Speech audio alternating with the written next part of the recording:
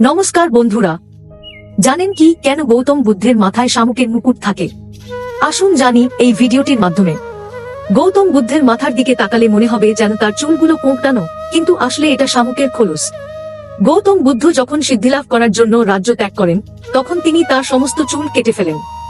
একবার গৌতম বুদ্ধ যখন গাছের নিচে বসে ধ্যান করছিলেন, তখন কখনো খুব তেজ রোদ, আবার কখনো বৃষ্টি পড়ে। গৌতম বুদ্ধ এতই গভীর ধ্যানে মগ্ন ছিলেন যে এসব কিছু তিনি জানতেই পারেন না।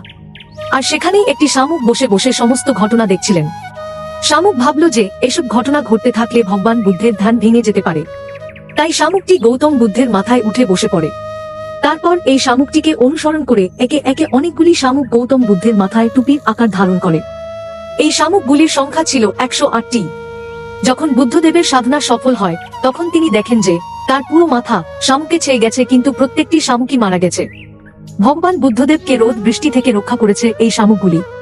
তাই তিনি এই শামুকগুলির আত্মত্যাগ দেখে খুশি হয়ে ভালোবেসে শামুকের খোলস সবসময় মাথায় ধারণ করে থাকেন। ভিডিওটি ভালো লাগলে অবশ্যই লাইক ও কমেন্ট করুন। ধন্যবাদ।